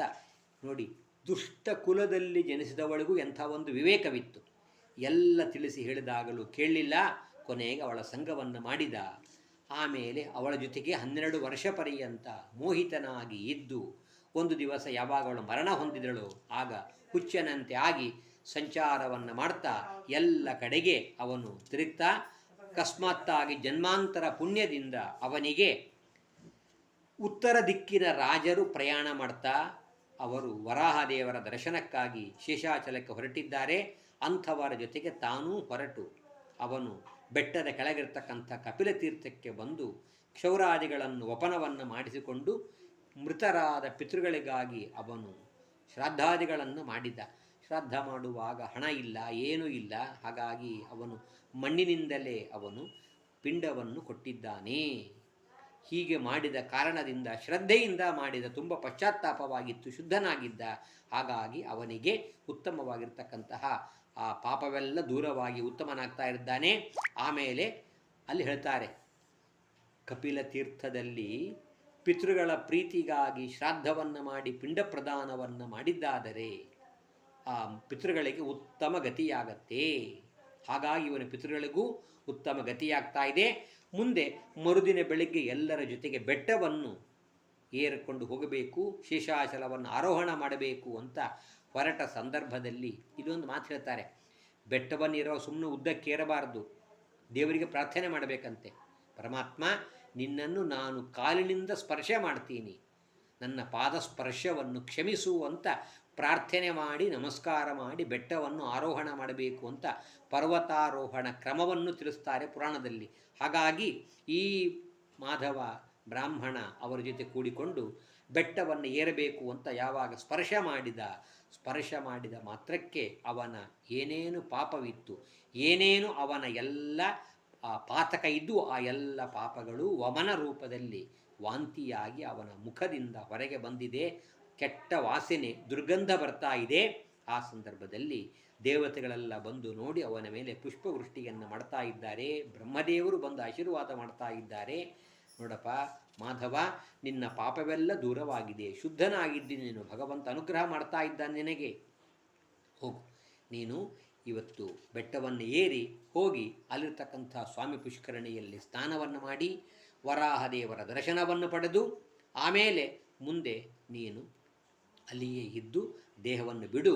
ಮುಂದಿನ ಜನ್ಮದಲ್ಲಿ ನೀನು ಪಾಂಡವರ ದೌಹಿತ್ರ ವಂಶದಲ್ಲಿ ಜನಿಸಿ ಬಂದು ಆಕಾಶ ಎನ್ನುವ ರಾಜನಾಗಿ ಜನಿಸಿ ನಿನಗೆ ಸಾಕ್ಷಾತ್ ಲಕ್ಷ್ಮೀದೇವಿ ಮಗಳಾಗಿ ಹುಡುತ್ತಾಳೆ ಎಂಬುದಾಗಿ ಹೇಳಿ ಅನುಗ್ರಹವನ್ನು ಮಾಡಿ ಆಗ ಆ ಪರ್ವತಕ್ಕೆ ವೆಂಕಟಾಚಲ ಅಂತ ನಾಮಕರಣವನ್ನು ಮಾಡ್ತಾ ಇದ್ದಾರೆ. ವೇಮ್ ಅಂದರೆ ಪಾಪ, ಆ ಪಾಪವನ್ನು ಕಟತೆ ನಾಶ ಮಾಡುವುದರಿಂದ ಈ ಪರ್ವತಕ್ಕೆ ವೆಂಕಟಾಚಲ ಎಂಬುದಾಗಿ ಹೇಳಿ ಹೆಸರು ಬಂತು ಅಂತ ಹೇಳಿ ಈ ಪ್ರಕಾರ ಶತಾನಂದರು ಜನಕರಾಜನಿಗೆ 4 ಯುಗದಲ್ಲಿ 4 ಬೇರೆ ಬೇರೆ ಹೆಸರು ಬರಲಿಕ್ಕೆ ಕಾರಣವೇನು ಅಂತನ್ನೋದನ್ನು ನಿರೂಪಣೆ ಮಾಡಿ ಮುಂದಿನ ಕಥಾಭಾಗದ ಪರಮಾತ್ಮ ವೈಕುಂಠವನ್ನು ಬಿಟ್ಟು ಭೂಲೋಕಕ್ಕೆ ಬರಲಿಕ್ಕೆ ಕಾರಣವೇನು ಇತ್ಯಾದಿ ವಿಚಾರವನ್ನು ಮುಂದಿನ ಅಧ್ಯಾಯದಲ್ಲಿ ತಿಳಿಸ್ತಾರೆ. ಶ್ರೀಕೃಷ್ಣಾರ್ಪಣಮಸ್ತು. ಹರಯೇ ನಮಃ.